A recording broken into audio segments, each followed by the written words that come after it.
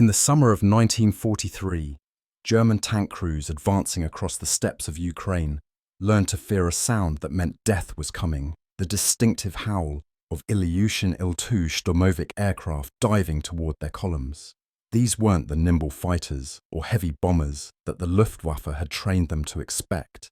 These were something entirely different: armoured ground attack aircraft that could absorb punishment that would destroy any other plane flying low and slow directly through anti-aircraft fire, to deliver rockets, bombs and cannon shells that could penetrate tank armour and turn armoured columns into burning wrecks. The Il-2 was built around a concept that seemed insane to Western air forces, an aircraft whose primary defensive system wasn't speed or manoeuvrability, but literal armour, plating a steel bathtub wrapped around the cockpit and engine that made the plane nearly immune to ground fire and allowed it to operate at altitudes where every other aircraft would be shot down in minutes.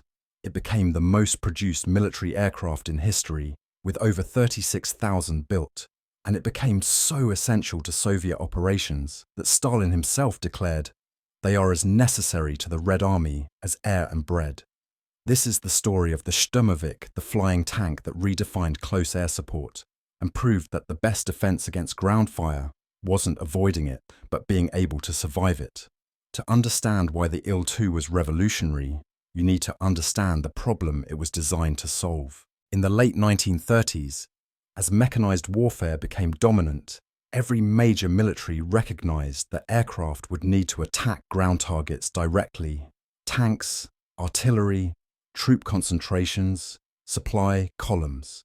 But ground attack was extraordinarily dangerous. Aircraft had to fly low and slow to identify and accurately attack targets, which exposed them to ground fire from machine guns, anti-aircraft guns, and even rifles. Conventional aircraft were extremely vulnerable to this fire because their structures were designed to be as light as possible to maximize speed and range. A few rifle-caliber bullets through a wing spar or fuel tank could bring down a fighter.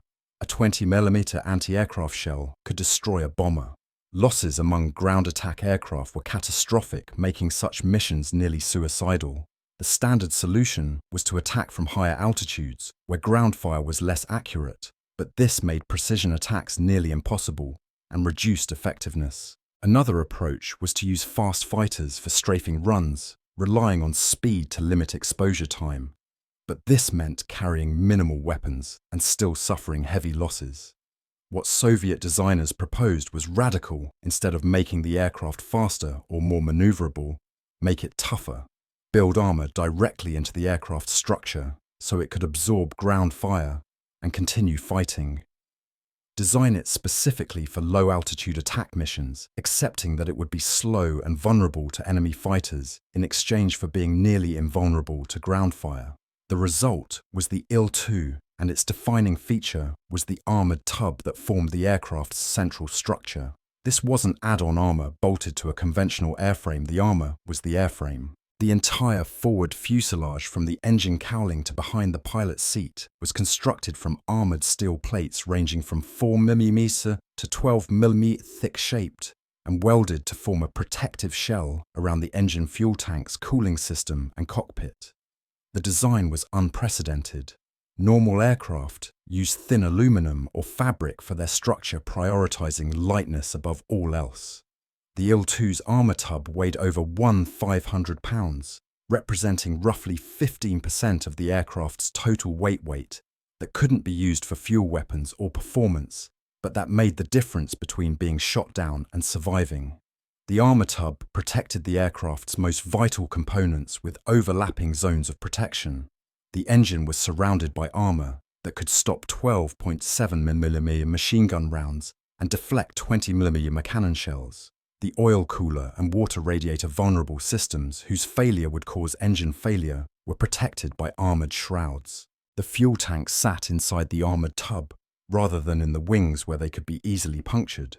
The cockpit had armoured glass windscreens 65mm thick that could stop rifle bullets, and the pilot sat in what was essentially a steel bathtub that protected him from ground fire coming from below and ahead the most common threat directions. Even the ammunition for the wing-mounted cannons was protected by armour, reducing the risk of catastrophic explosions if hit by ground fire. This armour made the Il-2 extraordinarily survivable against the kinds of weapons that would typically shoot down ground attack aircraft. Rifle and machine gun fire that would shred a conventional aircraft structure simply bounced off the Il-2's armoured hull. Light anti-aircraft cannons that could destroy fighters with single hits produced only superficial damage to the Shturmovik. Combat reports documented Il-2s returning from missions with dozens or even hundreds of bullet and shell impacts on the armour, yet still flying and with pilots uninjured. German troops learned quickly that shooting at Il-2s with small arms was essentially pointless. The bullets simply ricocheted off the armour, and attempting to engage the aircraft only exposed German positions to return fire from the Il-2's guns. But armour came at a cost. The Il-2 was heavy, with a loaded weight of around 14,000 pounds, and its single 720 horsepower Mikulin AM-38 engine struggled to achieve performance that would be considered adequate for fighters. Maximum speed was only about 255 km/h at low altitude, slow by fighter standards, and making the Il-2 vulnerable to interception by German fighters. Climb rate was poor, and maneuverability was limited by the heavy armoured structure. The Il-2 couldn't dogfight, couldn't outrun pursuers, and couldn't easily evade attacks. Soviet doctrine accepted these limitations because the Il-2 wasn't designed to fight other aircraft. It was designed to destroy ground targets and survive ground fire missions where armour mattered more than speed or agility. The weapons that the Il-2 carried made it devastatingly effective against ground targets when it could reach them. The standard armament included two 23mm WWII-23 cannons mounted in the wings with 150 rounds each, later upgraded in some variants to 37mm NS-37 cannons. These weren't the rapid-fire cannons designed for air-to-air combat. They were heavy, slow-firing weapons designed to penetrate armour. The 37mm NS-37 fired armour-piercing shells that could penetrate the top armour of German medium tanks and destroy light tanks and armoured vehicles with single hits. The rate of fire was only 250 rounds per minute per gun slow, compared to 20mm cannons that could fire 600 rounds per minute. But each shell was far more powerful, capable of defeating armour that smaller caliber weapons couldn't penetrate. Beyond the cannons, the Il-2 could carry up to 300 pounds of external stores, bombs of various sizes, rockets, or specialised anti-tank weapons. The most iconic weapon was the RS-82 and later RS-132 rocket unguided projectiles, carried on underwing racks that could be ripple-fired at ground targets.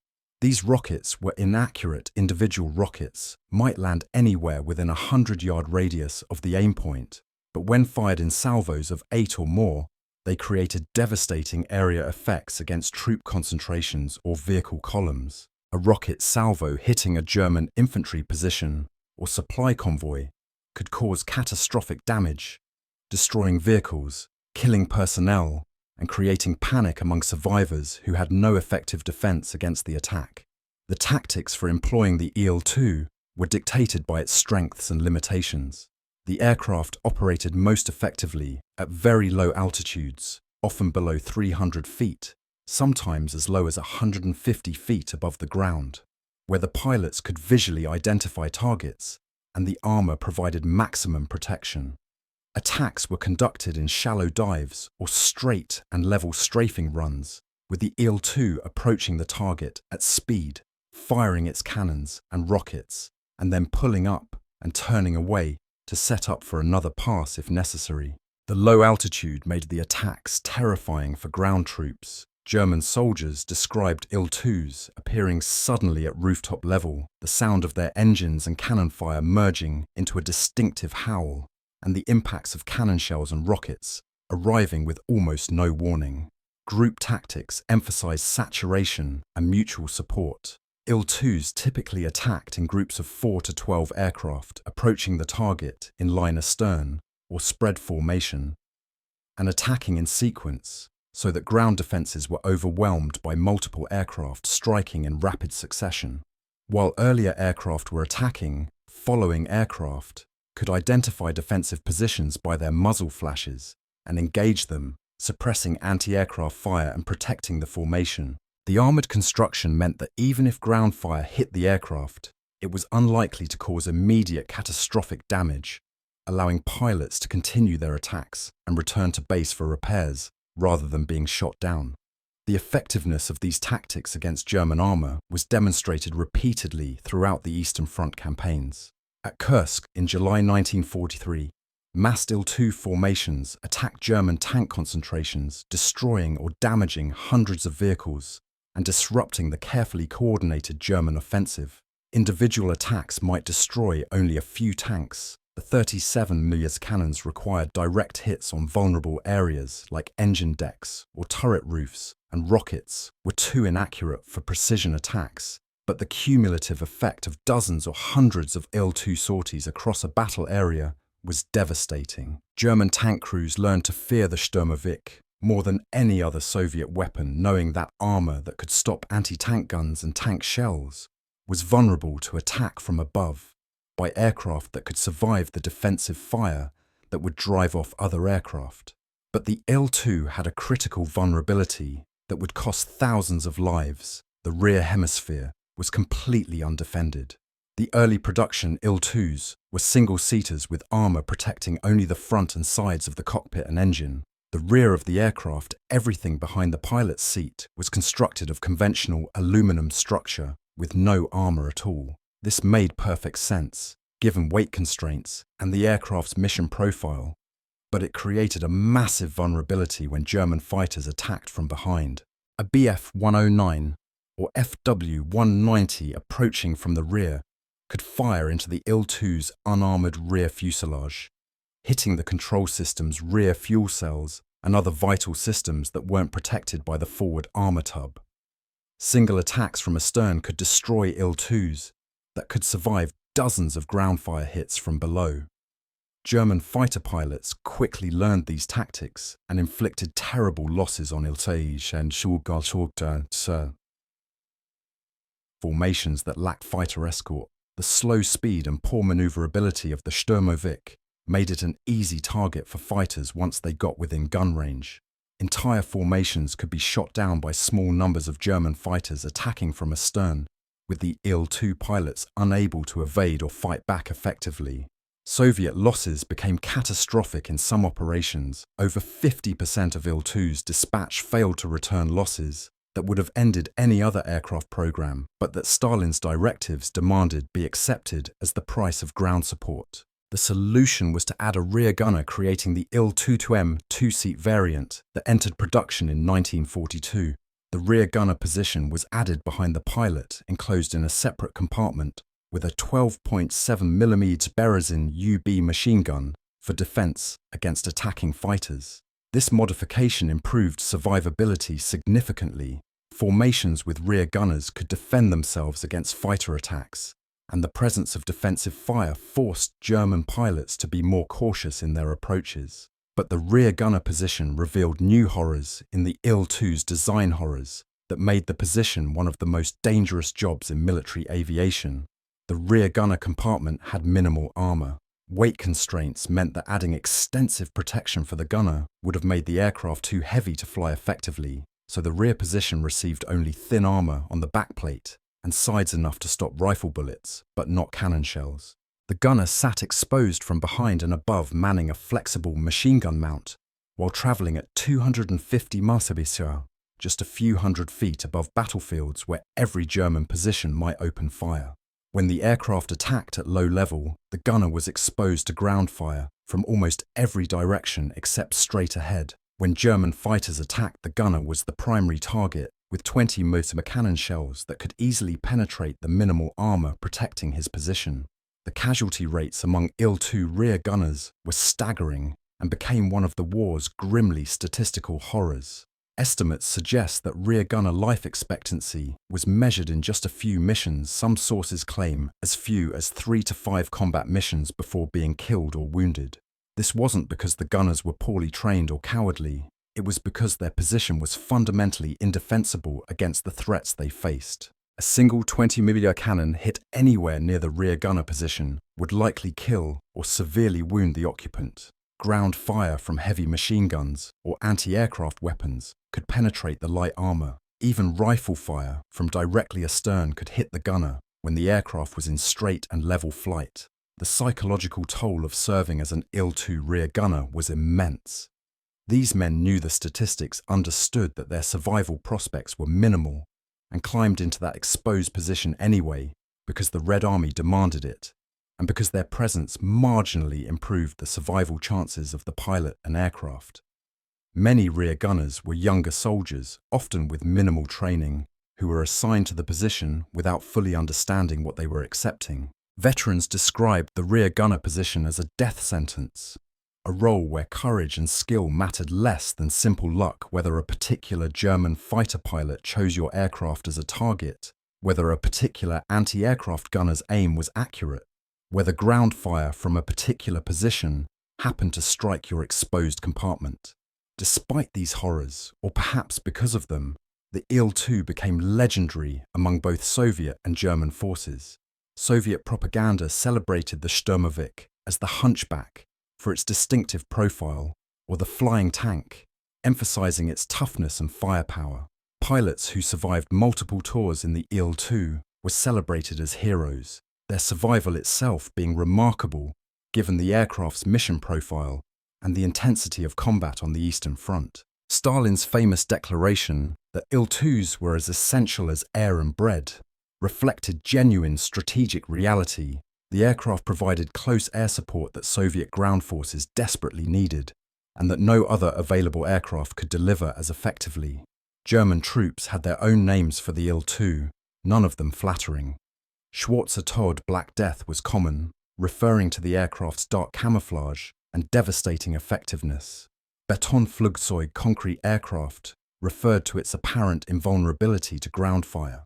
Tank crews particularly feared the Shturmovik, knowing that their armor was vulnerable to attack from above, and that the Il-2's armor made it nearly impossible to shoot down with vehicle-mounted machine guns. German anti-aircraft doctrine emphasized using heavy-caliber weapons against Il-2s, because small arms were ineffective, but even 20mm and 37mm anti-aircraft guns struggled to achieve kills against aircraft that could absorb multiple hits and continue fighting. The production numbers tell their own story.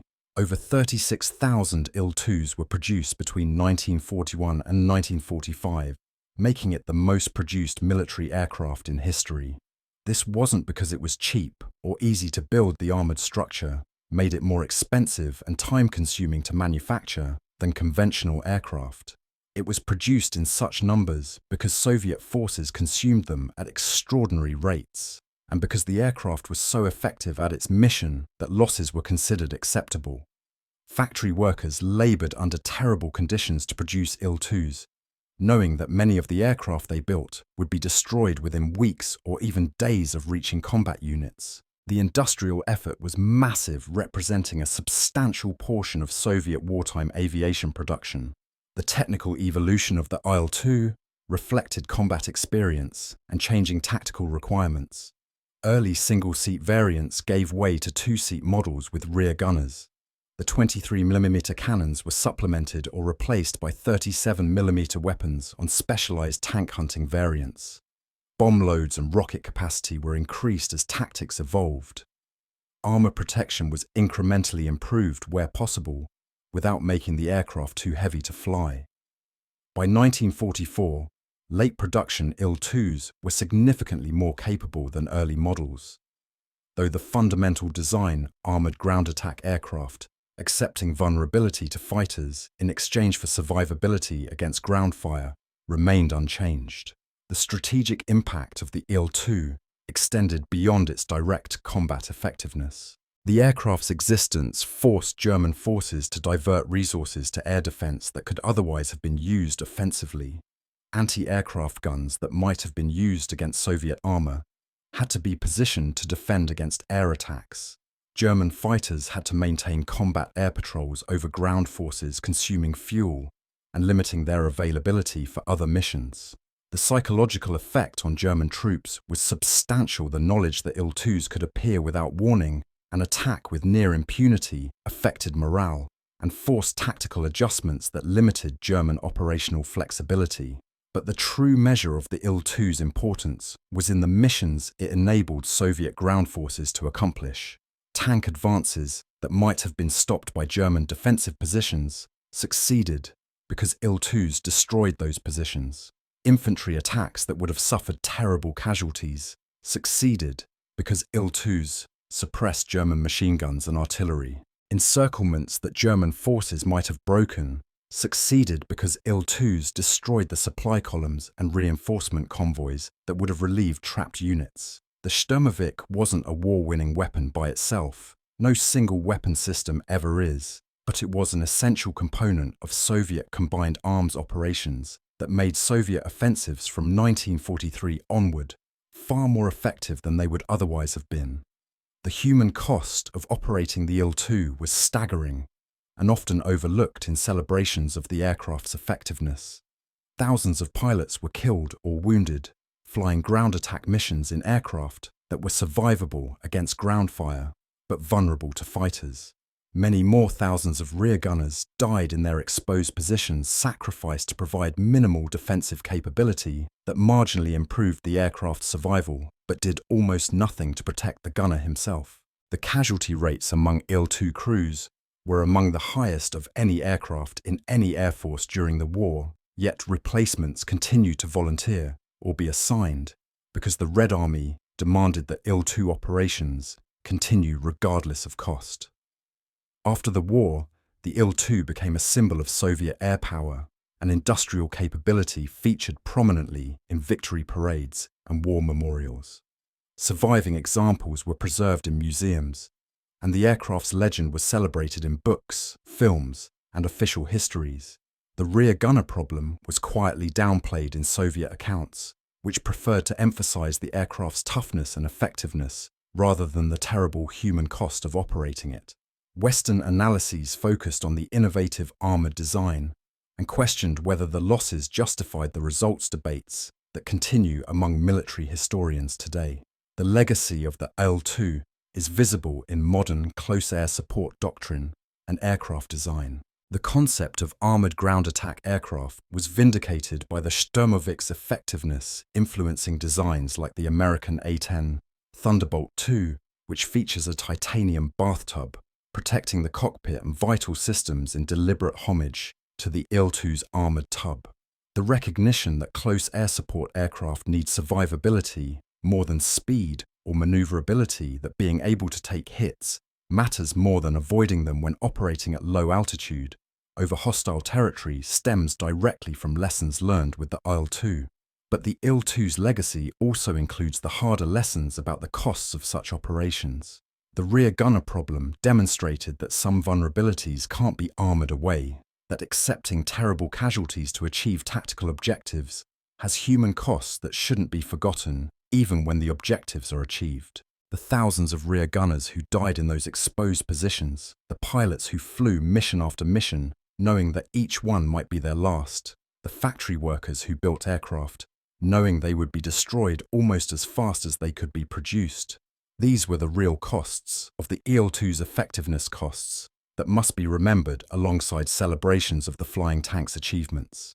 The Il-2 Shturmovik remains the most produced military aircraft in history, a distinction that reflects both its effectiveness and the terrible consumption rates of industrial warfare on the Eastern Front.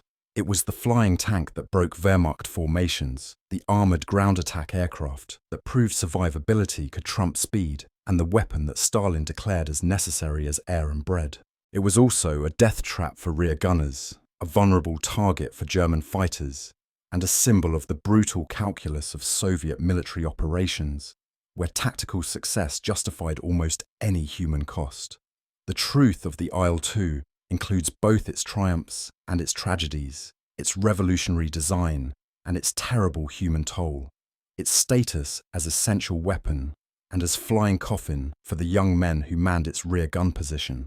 Understanding the Shturmovik means grappling with all of these contradictions, recognizing that the flying tank was simultaneously one of the war's most important and most brutal weapons systems,